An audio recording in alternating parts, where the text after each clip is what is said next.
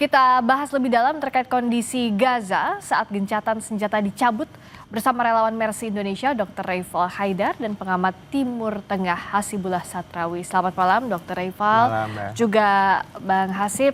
Malam. Kita nggak tahu lagi menyebutnya apa kondisi hari ini. Dari Oktober 2023 sampai sekarang, tadi Bang Hasib sudah menghitung ya, 658 hari, betul ya? 658 hari. 658 hari belum ada titik terang. Bahkan sekarang warga Gaza dibiarkan kelaparan. Di tengah ancaman gencatan senjata yang bahkan dicabut. Saya mau tanya dulu ke Dr. Reifal, biar kita semua tahu kondisi di Gaza saat ini seperti apa. Kondisi infrastruktur kesehatannya, warganya seperti apa. Baik, terima kasih Mbak. Jadi memang kalau misalkan kita melihat tentang kondisi Gaza saat ini, sudah masuk 21 bulan ya Pak ya. Kurang lebih jumlah korban jiwa hampir 60.000. Kalau misalkan kita breakdown lebih dalam, lebih dari 50%-nya itu bukan orang dewasa, laki-laki. Kayak 7.000 lebih anak-anak, 24.000 ibu-ibu, 5.000 lansia gitu. Jadi kalau misalkan kita melihat bagaimana keadaan di Gaza saat ini, itu sudah pasti semua orang di dunia sepakat bahwa ini adalah genosida dan kejahatan kemanusiaan. Seperti itu.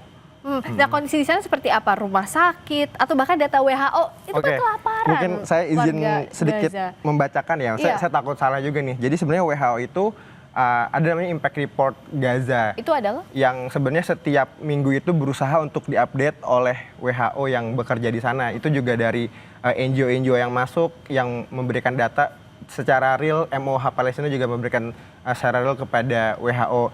Kalau misalkan kita breakdown lebih dalam, di sini terlihat bahwa jumlah rumah sakit saat ini yang masih di Gaza itu sudah tidak ada fasilitas kesehatan yang fully functioning. Semuanya pasti partially functioning. Di sini kalau kita melihat dari datanya per 23 Juli, berarti baru beberapa hari yang lalu ya. 2 hari yang lalu ya. Jadi sekarang rumah sakit yang partially functioning hanya 47%. Yaitu 18 dari sekitar 40 rumah sakit yang ada. Kenapa kita mengatakan partially functioning? Bahwa rumah sakit itu bukan hanya tentang strukturnya saja. Tapi ketika kita berbicara tentang rumah sakit, ada dokternya, ada perawatnya, ada nakesnya, ada butuh listriknya. Sementara listrik di Gaza kan sudah hancur semua. Gitu. Kita butuh yang namanya solar juga untuk membangkitkan listriknya. Mungkin solar panel ada, tapi hancur juga. Iya, betul. Seperti itu. Bahkan rumah sakit Indonesia, rumah sakit tercinta yang sudah kita bangun bersama-sama dengan uang rakyat Indonesia, sudah kita benarkan beberapa bulan lalu, sekarang juga diserang kembali oleh pihak Zionis Terakhir Israel. Baru itu kan diserang lagi, baru dibangun, sudah dihancurkan baru kita benerin beberapa bulan lalu kan, kita pasang solar panel, kita benerin unit gawat daruratnya, sekarang diserang kembali. Kalau misalkan kita telaah tentang kelaparan gitu loh, ini menurut saya adalah hal yang sangat terstruktur, yang sangat direncanakan, dan bukan hanya dilakukan oleh Israel ya. Menurut kami Israel adalah pihak yang lemah. Kenapa kita bisa mengatakan Israel lemah? Israel bisa melakukan seperti itu karena didukung oleh negara adidaya. Nah ini seperti dia. Kalau ini terstruktur, tapi tidak ada yang bisa dilakukan, Bang Hasib. Secara politik apa sebenarnya yang harus dilakukan? Kita sekarang teriak-teriak dari 21 bulan yang lalu, tapi nggak ada hasilnya juga begitu sampai detik ini. Saya rasa kalau kita bicara hari ini 25 Juli 2025 ada dua perkembangan yang positif dan negatif. Sekali lagi ini 25 Juli maknanya adalah tadi 658 setelah perang ini dimulai, atau 19 hari semenjak gencatan senjata diupayakan terakhir tanggal 6 Juli sampai sekarang, atau 31 hari setelah Iran dan Israel melakukan gencatan senjata. Apa dua hal itu yang terjadi hari ini? Yang pertama adalah kabar buruk yang tadi telah disampaikan bahwa gencatan senjata yang sempat diduga dan menjadi harapan banyak pihak termasuk juga Presiden Trump yang dalam berkali-kali menyampaikan akan segera tercapai minggu depan, sebentar lagi. Capek banget dengarnya dan nggak pernah tercapai. Ternyata kemarin justru Amerika sendiri dengan Israel yang menarik delegasinya dari Qatar yang menunjukkan bahwa proses ini berakhir. Tapi sekali lagi secara politik ada rumus yang mengatakan bahwa sifatnya tidak matematis, tidak selalu 1 + 1 sama dengan 2. Saya ingin mengatakan begini, kalau kita baca tentang perundingan perdamaian terakhir, Minimal kalau dibaca semenjak 6 Juli, waktu perundingan yang dilakukan itu kan harapannya kurang lebih 90% ini akan deal, 10% tidak deal. Ya. Saking kuatnya statement yang disampaikan gitu. Tapi sekali lagi politik itu dinamis. Sekarang kebalik, ternyata yang terjadi adalah justru yang 10% Iya. per hari ini. Cuman kalau kita baca juga yang terjadi hari ini bisa jadi juga sebaliknya. Yaitu bahwa 90% ini bunyinya atau arahnya seakan-akan tidak deal, gencatan senjata gagal, tapi 10% bisa terjadi juga ada kemungkinan deal. Apa Dari itu yang mana? 10%? Adalah saya melihat ini bisa jadi juga semacam strategi yang saling Tarik ulur. lepas ya, tarik ulur secara spontan, secara seketika yang coba dilakukan oleh Israel dan Amerika untuk memenangkan. Karena kita tahu Hamas ini dikatakan udah lemah ya,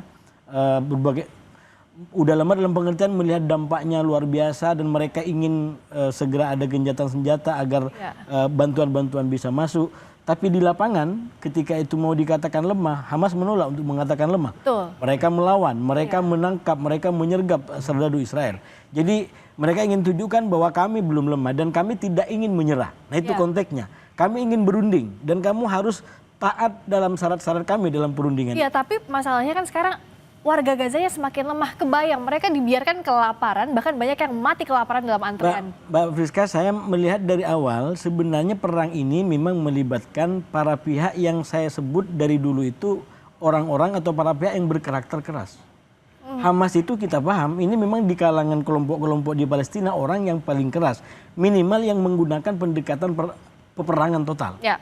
Sama di Israel petanya sama. Netanyahu itu atau Partai Likud itu memang orang-orang yang selama ini bersuara dan memilih cara-cara keras. Ya. Nah bahkan Trump sendiri sebagai Presiden Amerika sekarang ini sama-sama orang yang selama ini dikenal dengan pendekatan keras. Minimal kalau dibawa di dalam satu pendekatan antara one state solution dengan two state solution, Ya.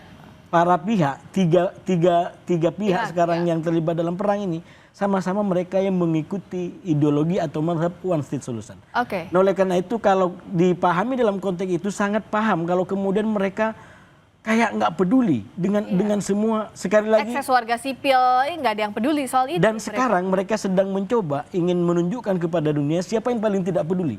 Iya. Dengan Amerika dan Israel narik diri, dia ingin istilahnya ingin dunia menyalahkan Hamas.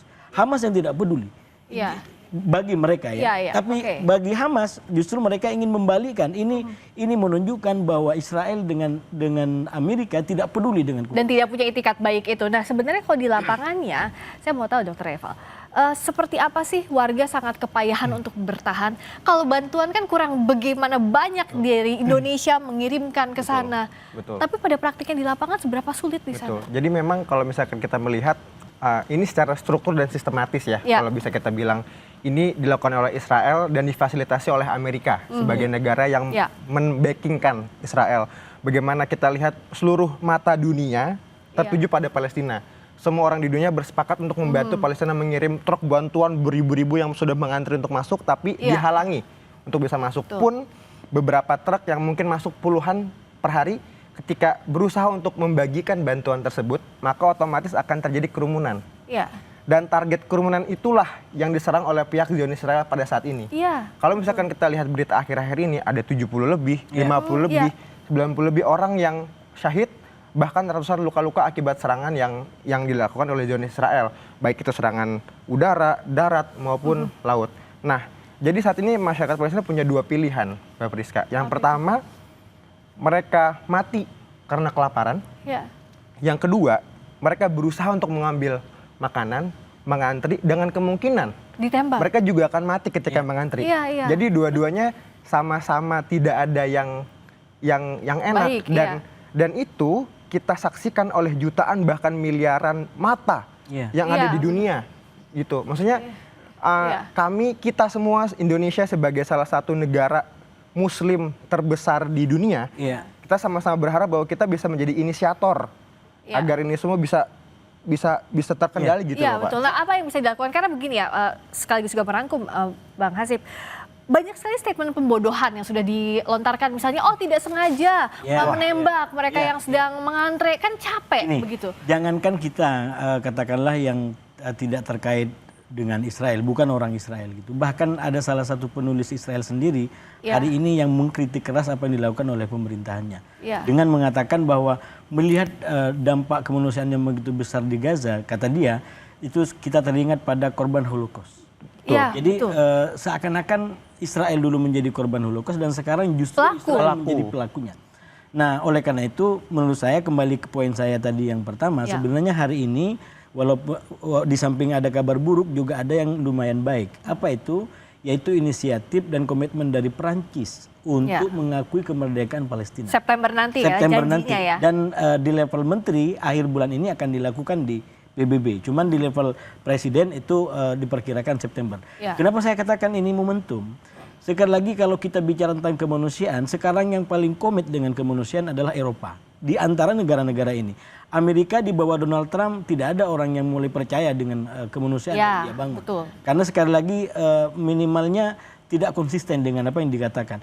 Saya berharap di awal-awal Juli yang dikatakan Trump menjadi kenyataan. Nggak apa-apa Trump dapat Nobel perdamaian kalau memang betul-betul menghentikan perang menurut saya. Kita diajarkan untuk objektif. Tapi ternyata dia juga main dalam permainan seperti ini. Menurut saya justru Perancis yang sekarang menegakkan bendera harapan panji-panji kemanusiaan. Nah, oleh karena itu kembali kepada Indonesia, menurut saya ini momentum emas bagi Indonesia untuk datang membackup Perancis. Apalagi kita tahu Presiden Prabowo begitu dekat dengan Presiden Macron. Kita baru mengikuti itu semua. Ini penting di backup, diperkuat, himpun sebanyak kekuatan agar Perancis dan Eropa secara umum, bukan hanya Perancis, Inggris bahkan juga negara termasuk Australia yang memberikan suara itu. Ini harus kita dukung untuk menegakkan kemanusiaan. Sekali lagi kita tidak ingin menebar kebencian. Kalau kita mendukung kemanusiaan bukan berarti membenci Israel. Justru two-state solution yang damai. Dan itu harus segera diwujudkan. Salah satunya komunikasi. Kalau ada pintunya dari Perancis sekarang, Indonesia bisa masuk ke sana. Terima kasih. Semoga itu bisa segera. Amin. Terima kasih Bang Hasib. Terima kasih juga Dr. Eval sudah hadir di Sapa Indonesia Malam.